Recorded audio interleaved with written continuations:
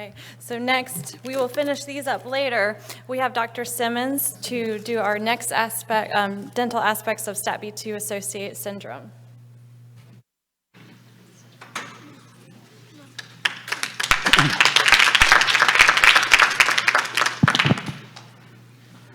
Thank you. Let me take this off. God, I hate wearing those things. I have to wear them all day at the hospital. That's me. Obviously, I've got my email and everything there, but I think these presentations are going to be uploaded, right? So you'll have that information. I'm actually a subspecialist of orthodontists. There's a small group of us that just treat cleft craniofacial special needs patients. And so that's what I mainly do. Luckily, I've had the opportunity to work at the University of Arkansas with Dr. Zarate, who everybody here knows. And I don't have any relevant interests, so nothing I talk about I'm trying to sell. Just provide information. And so, well, why is the dentist here? Because a lot of the features, the classic features of SATB2 are abnormalities of the palate and tooth anomalies. So that's kind of what we do. Also, it was interesting, in the last presentation, they talked about oxidative stress. One of the things we know that increases cleft palate incidence is oxidative stress. So I was in Colombia on a mission trip, and in the high altitude, you get a higher incidence of clefting because there's less oxygen. So just something to think about. So SATB2, and obviously Dr. Fish went through a lot of this, it can affect the teeth and the bones. I'm not going to go through that. This is what we call an overt cleft palate. So when you look in the person's mouth, you can see right up into the nose, okay?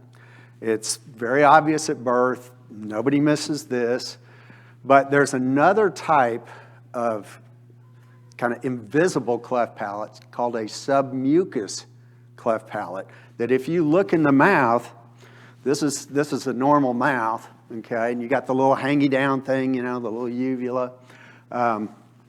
But you can have what's called a submucous cleft palate. So if you look in there, you don't see that big hole, but it doesn't look like this. Sometimes the uvula will actually be split. There'll be two indications. The main significance of this is in speech, and the tonsils are right here. And if you have a submucous cleft palate, but you have your tonsils, usually they're in a speech issue. But if an ENT doc or someone that isn't familiar with clefting goes in and does a tonsillectomy, the patient can awaken from that procedure and have cleft palate speech. So that's the only significance of that.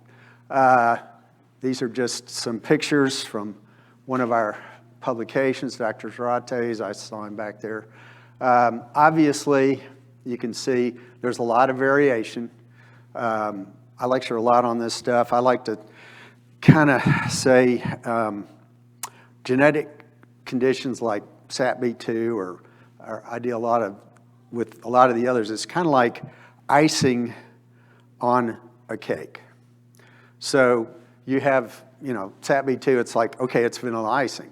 So if you look at all the cakes it's like, okay, well, they all look about the same, but all the other genes from the mother and the father contribute to the actual cake. So you could have chocolate with vanilla, you could have vanilla cake, carrot cake, any kind of cake underneath the icing. So that's why you see a lot of variability, besides the fact that, as Dr. Fish mentioned, SATB2 can be affected by a lot of different little things, okay?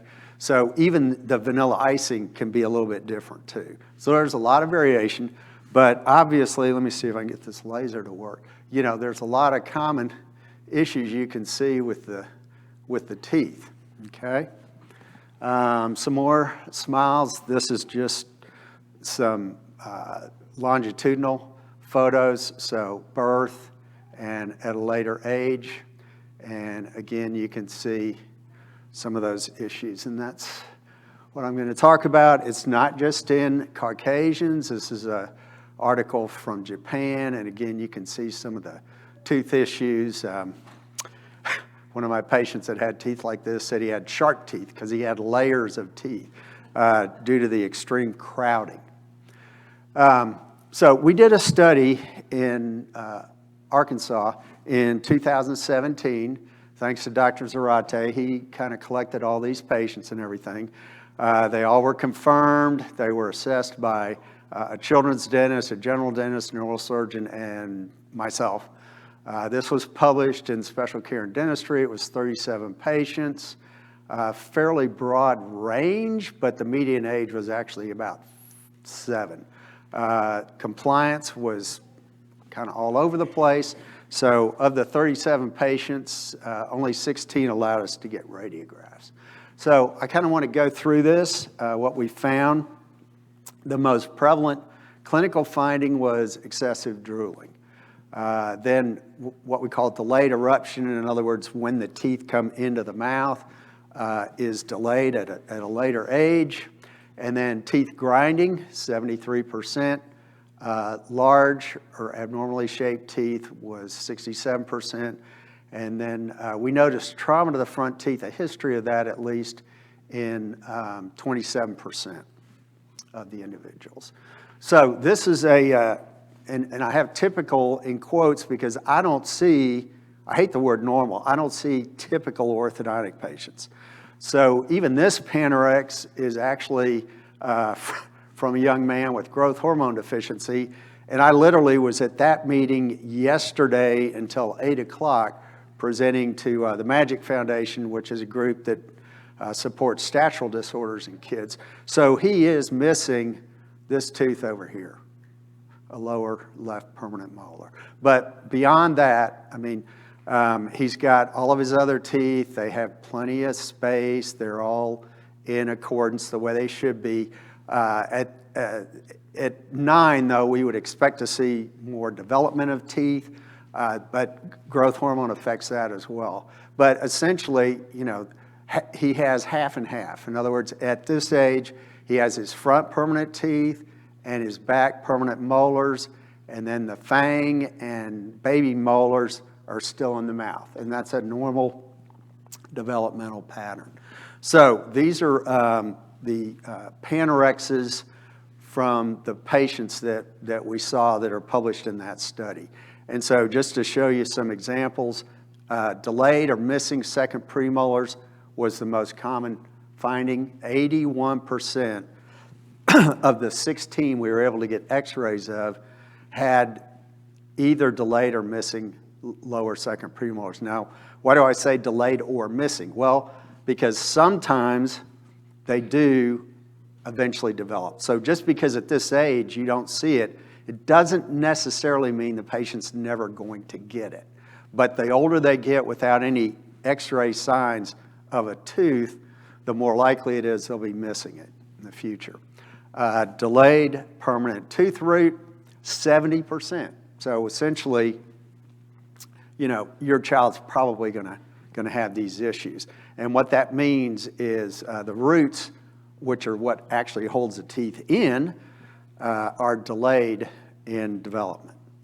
One of the other things that was very common was rotated or crowded erupting teeth. So the teeth trying to come in, for instance, this one, it actually is trying to melt, and that one already did. The baby tooth, which it's not supposed to do, it's supposed to just slide in right behind the baby tooth. That's what we call ectopic eruption, was fairly common. And then oddly shaped teeth, over half of the patients exhibited that. Proportionally large teeth, in other words, relative kind of to the size of the patient and the size of the other teeth was, very common too, about 68%. And then tooth taurodontism. Tauro is Latin for bull and dont is like tooth. So it's like a bull tooth. So the nerve inside the tooth isn't supposed to look this big. It's huge. So that's what somebody said, oh, it looks like a bull. And so they named that condition taurodontism. This was a 6-year-old female in the study. Again, in her case, she had delayed or missing second premolars on the top as well as on the bottom. But this was only seen in 25% of the patients. Now, how common is this? Just in the general population, that's one of the more commonly missing teeth. In fact, my oldest son is missing that particular tooth there. So it's not totally uncommon in the general population, but it's nowhere near this percentage, okay? Let's see, again, she exhibited the delayed permanent tooth root. She had rotated and crowded teeth. The large teeth, the oddly shaped teeth, and then the delayed or missing upper lateral incisors, the side front teeth in this individual was missing as well. And again, that's not terribly uncommon out in the general population, and tends to be familial, but it's not to the same odds that you see in kids with this situation.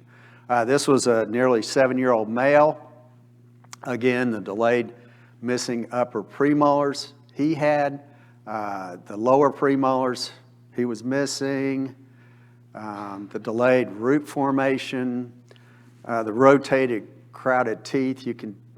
These look weird not because they're shaped weird, but because they're turned sideways. So it's supposed to look like this, but if it's like that's what it looks like on these x-rays. And also, this was an interest, this wasn't published in the paper, but as an orthodontist, these teeth are what we call transposed, which means instead of being like this, they're like that. And so the canines are fang teeth on the upper left right here. This is the fang tooth, and this is the first premolar. This one's supposed to be in front of that one, but they're backwards. And then down here, the same situation. The fang tooth is trying to come in between these two lower front teeth. Okay? All right, so these were the clinical findings again, and I'm just going to kind of address these things and how can you address them or deal with them clinically. Excessive drooling, the fancy name is sialorrhea. The major salivary glands contribute about 90% of saliva, which is about 1.5 liters a day. So if you think about a liter Coke, that's a lot of saliva. There are conservative measures, postural changes, kind of keeping the chin up. There's some biofeedback things that people can do. And then orthodontia can affect it because if the teeth keep the lips from coming together, then it makes drooling much easier. There are some medicines, glycopyrrolate and scopolamine, like the little patches for seasickness. One of the other things that it can affect is saliva production. But for long-term use, most people don't really recommend these because of the significant side effects of behavior, urine retention, and potentially blurred vision. Another option is botulinum injection into the glands. That definitely works. The trick is generally the patients have to be under general anesthesia or at least sedated, and that only lasts, just like botulinum toxin for plastic surgery and aesthetics and everything, 6 months. So you have to repeat it about every 6 months. There is also surgery options, which obviously are more permanent.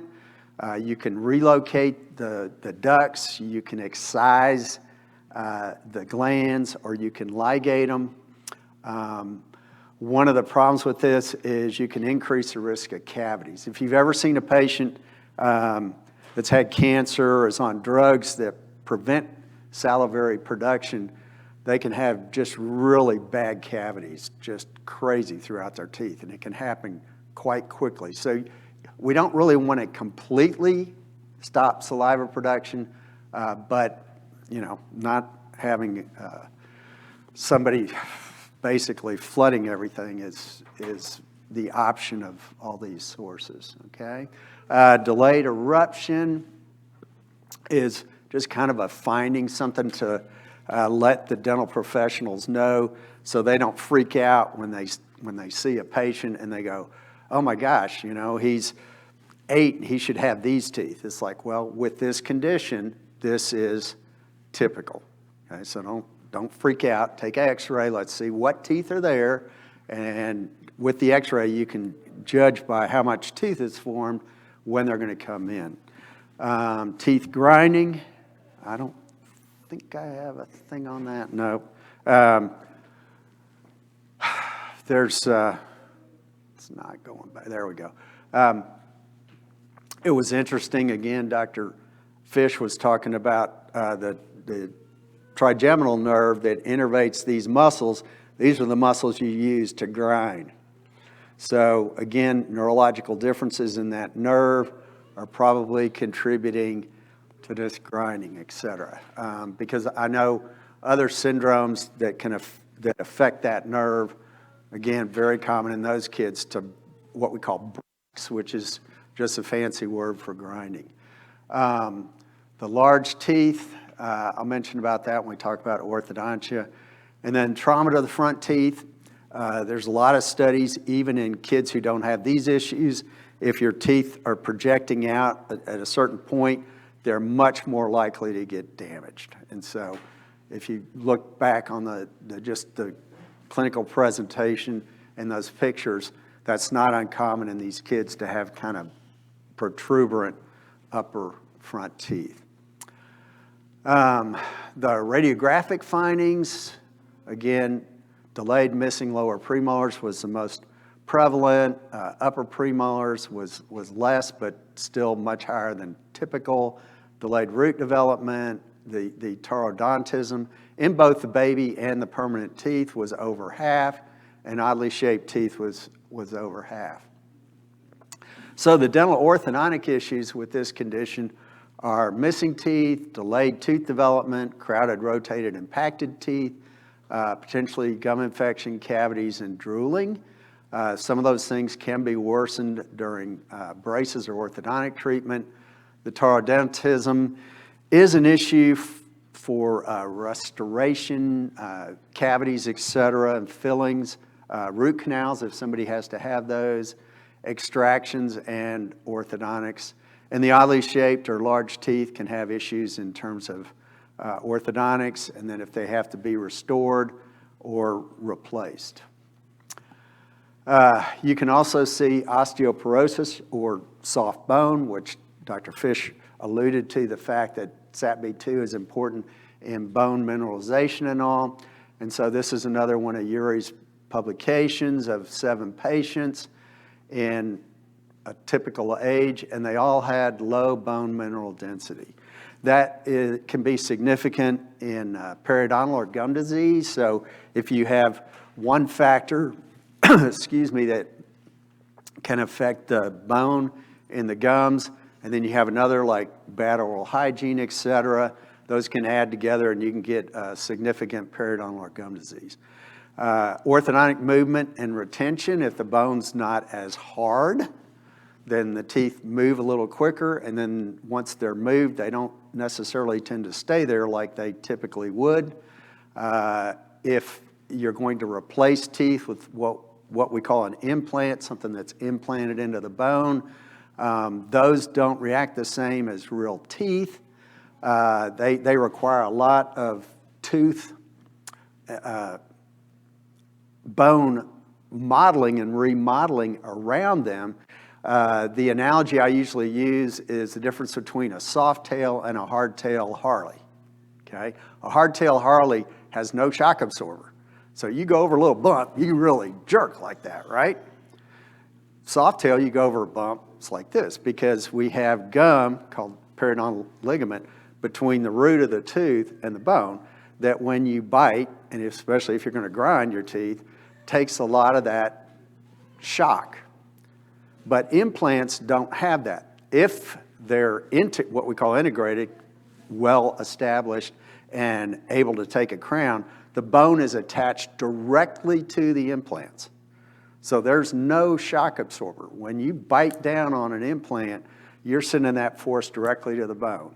And in my first position at Indiana University, we studied implants and bone and everything, and the bone has to constantly replace itself around implants because that shock breaks bone because it's hard and what we call microfractures it, and so the body has to come in and constantly be replacing that or that implant will fall out, okay?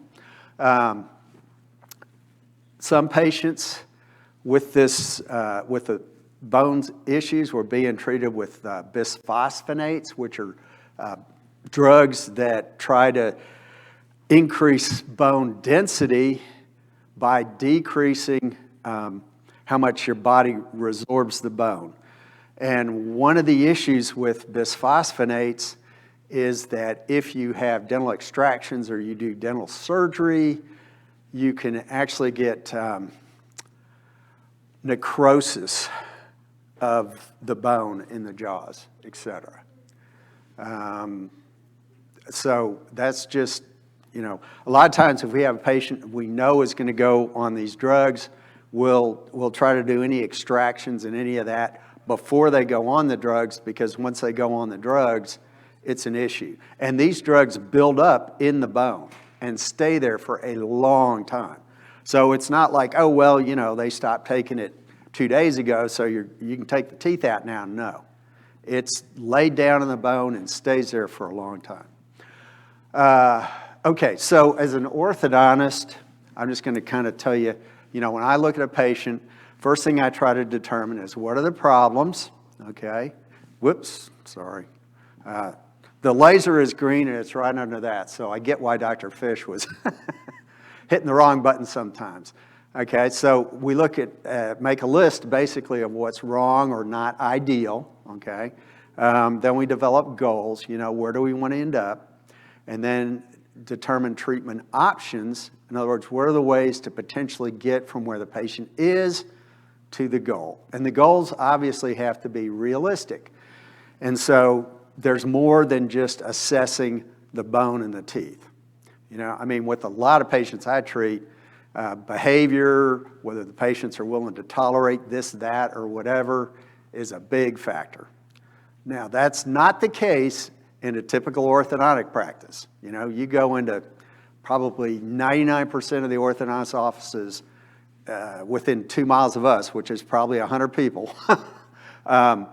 Their assumption and their typical patient is somebody that can run in, sit in the chair, open their mouth, stay like that, no problem, supposedly do what they're supposed to. That can be a little bit of an issue with orthodontists, but nothing like, you know, a lot of the situations and conditions that I have to deal with, and y'all are dealing with every day. So orthodontics directly involves the position of the teeth in each jaw, and oh, we missed this one. Actually, we went through these slides, and it also, and didn't pick this up because it didn't appear to, but it also can affect the occlusion or bite of the teeth and the positioning of the jaws. So this is just one of my patients that's pretty severe. He had cleft lip and palate and a lot of other issues. So orthodontics indirectly affects mastication or chewing, obviously because we can affect the bite, the drooling in some situations because, again, if a patient can't close their lips together, then regardless of anything else, they're going to tend to drool. Aesthetics, which is the main reason why just about everybody in this country typically gets orthodontic treatment. It can affect speech because you use your teeth in that process. And then airway or breathing issues, primarily through jaw positioning. Especially in these patients, input from other team members is critical. And here's a little fan club moving these guys on to try and get the meat for tonight, I guess. So what are some of the treatments for crowded teeth? Well, basically, there's essentially two. It's the analogy I always use with my parents and patients. It's like, if we're in a room like this of a certain size, there's a maximum. If you look out there on the rooms, usually it says maximum so many people. Well, if we have more people in here than that, then how do you get to that number? Well, we could ask some to leave. In other words, extract them from the room, okay? You can do the same thing with teeth. The other option would be, well, let's get a bigger room, or let's take this part down and spread it out that way, and then we can get that many people in here. And this one is kind of like, well, what if we all lose some weight? Okay? Then we could probably fit more of us in. So this one is, I like to call it slenderizing. Some people call it stripping, but that kind of has a bad connotation. But basically, it's just where we make each of the teeth a little bit skinnier so we can fit them in. So one of the old options that was developed a long time ago in Europe, essentially, to deal with severe crowding issues is what we call serial extraction. And not like Wheaties, but serial as in this. And so what's typically done is if someone has all their teeth, for instance, which this patient has on the top, what we typically do is try to get this tooth to come in ahead of the fang tooth, because that's the normal process, and then we remove it kind of prophylactically. And a lot of times we'll take these two teeth out to allow these lateral, the side teeth, to come in and be fairly straight rather than twisted or rotated, and then take this tooth out and get this one to come in early, and then take those two out and let the fang teeth come in right there.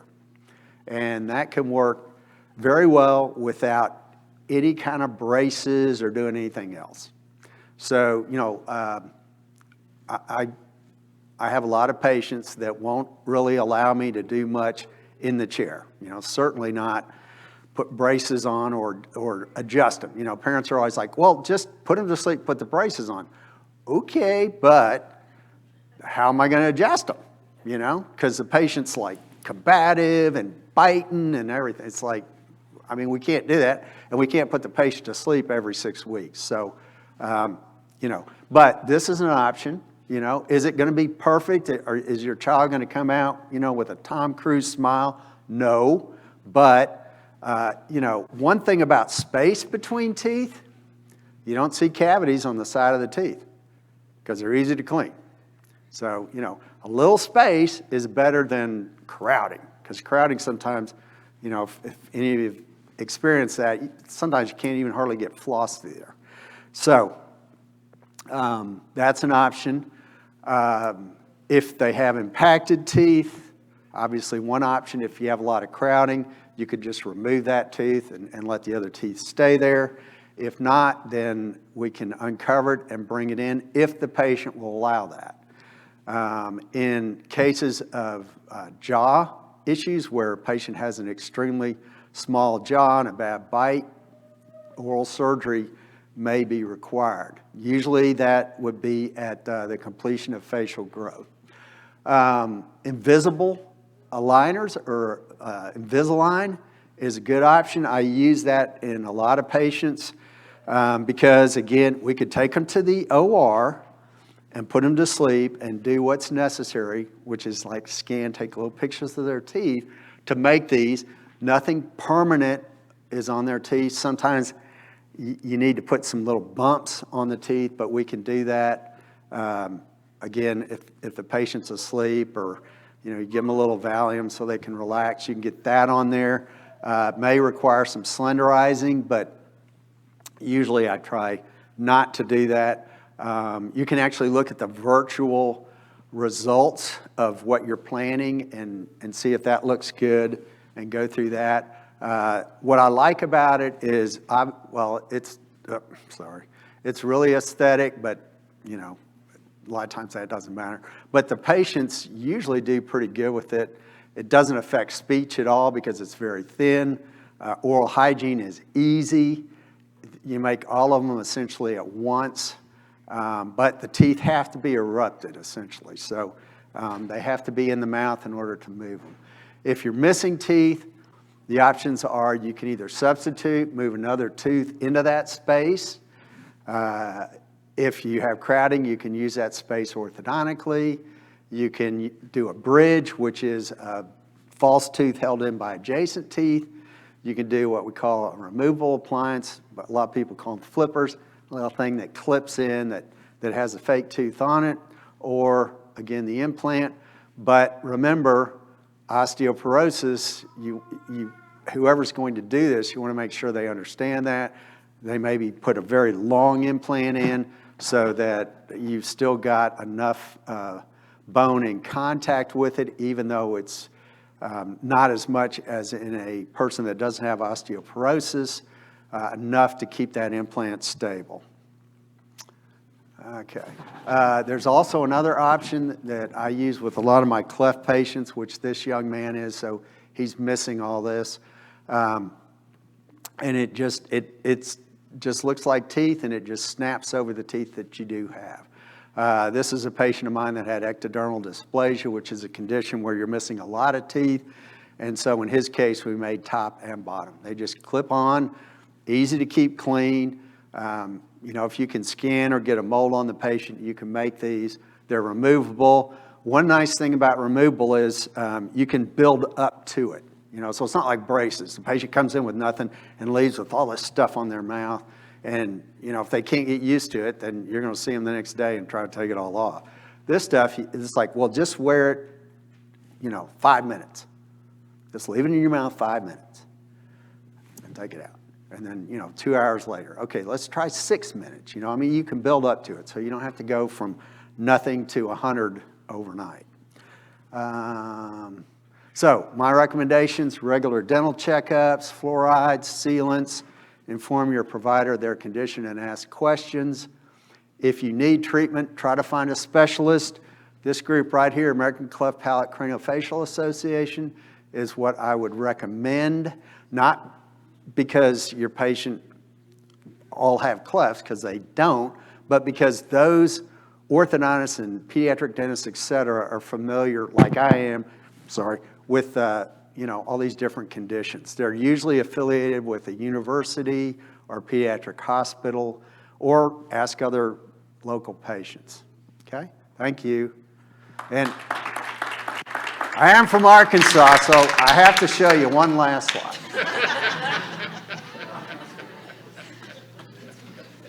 Thank you. Any questions? Oh, a bunch in the chat, okay. Can you go back to look at your information? Oh, yes, sorry. That's not actually me in that truck, but looked a lot like me, didn't it? All right, let's see. Give me 1 second. Thank you, Dr. Simmons. Lots of great conversation happening. So one question is around, what are the negative side effects of excessive drooling aside from the aesthetics? The negative effects of drooling? Excessive drooling. Well, you can have issues with the lips, you know, where they get basically sores or ulcers at the corners of the lips. The skin can dry out. That's really kind of the main things. I mean, I would definitely pick excessive over no drooling because of the impacts on the teeth. I mean, it's called Sjogren's syndrome, is a classic where patients don't make any saliva. And if you Google that, I mean, their teeth are just right, even though you try to brush them and everything. It's just, saliva is very important for that. So I know for our daughter, we did the Botox injections recently, and we did not see any improvement in that. So Well, two options. Either they didn't do enough of the glands or they missed. Okay, good to know. Let's see, I'm trying to sort through here. Would a dental panoramic scan identify a submucous palate? Can you repeat that? Is it? Would a dental panoramic No. scan? No. No, okay. Because it's in, the cleft is in this plane and the panorex comes around this way. So it's kind of like if I'm missing a finger and I hold my hand like this, you're not going to see it. You'd only see it like that. So the x-ray would have to be this way. Now, if you take a CBCT, a cone beam computed tomograph, or a CT, you would see it. But a panorex, no. Okay, great. One more in the chat. Is there a certain age that you would recommend braces? My daughter is 16 and she doesn't have all her top front teeth yet. They advised me to wait until she is 21 years old. She's 16 and doesn't have all her top front teeth?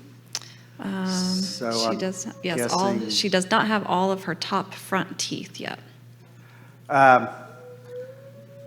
I mean, that's a very specific question that without knowing like what teeth are there and what the issues are, why they're not in yet, it's hard for me to answer that. Okay. But if they want to send me any records, I could give them a more definitive answer. Because if they're not in because they're impacted, they're up against the other teeth, then, you know, that would indicate, especially at 16, that it's appropriate to address that now. If those teeth are never going to come in, then, you know, you could probably address it now, et cetera. So Great. I don't have enough information to give you a Sure. definitive answer on We'll that. make sure that she has your information to follow up. And my last question I have in here, my SAS daughter has a submucous cleft palate. She is nonverbal, but babbles and makes sounds, which sounds like she is trying to talk in sentences. The submucous cleft won't be corrected unless it affects her speech. Now, she may not speak due to her SATB2-Associated Syndrome. In your experience with SAS kids, would correcting the submucous cleft improve speech? Well, I would say if she's never seen a cleft palate team, she should see a cleft palate team. Okay. Because the speech pathologist on that team and the ENT surgeons are very familiar with all the cleft issues. And so because they're, you know, there's two issues with speech. I mean, if you have no tongue, you can't talk, even though everything else is normal, you know? So there can be what we call anatomic reasons that speech is affected, and then there can be neurologic, okay? Obviously, I mean, what she's saying is, you know, there's no, if the anatomy isn't right, then if this is having some issues, it makes it even more difficult, you know, kind of. It's kind of like if your legs aren't exactly the same length, could you run a marathon? Yeah, it'd be really hard, you know, because it'd be so hard on your body. But if you corrected that, then, you know, that would make the difference between maybe being able to run a marathon or not, even though you have everything else.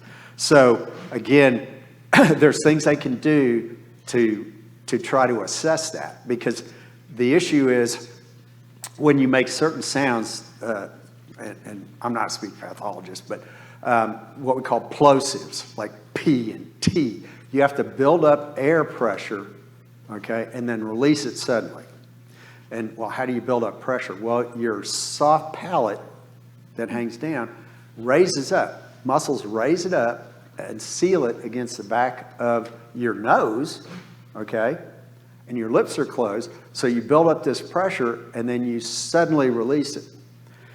If you have a cleft, like an overt cleft, you can't seal that. And most people with a submucus can do that, but not all of them. So if she doesn't have the anatomic potential to close that, then she can't make P's, T's, etc. Okay, all the plosive sounds. She can't do it. I mean, none of us in here could.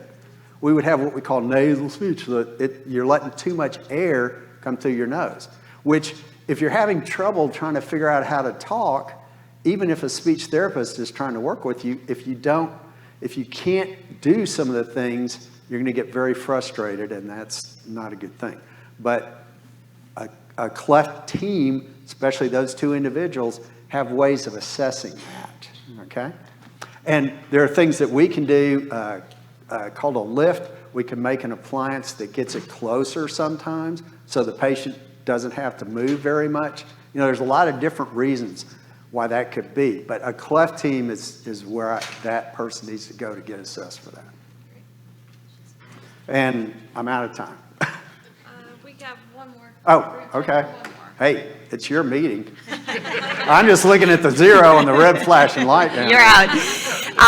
So my daughter is going to be 13, and we're just started working with ortho for potentially doing a palate expander, which I know a lot of kids are doing in our SAS group. He's hesitant to pursue that because of her roots being short. Do you have any insight on your experience with that? Because it sounds like there are some kids in our group, even with short roots, who have gotten the palate expanders, but I'd love to hear your take on that.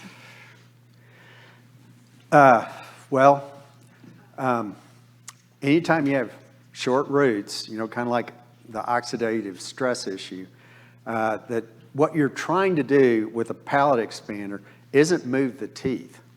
It's actually, the object is to move the bone.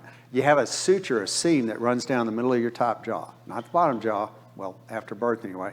And so the object of a palate expander is to spread that seam, that suture apart, so the bone will grow back together. So you actually make the jaw wider, not just push the teeth out, okay?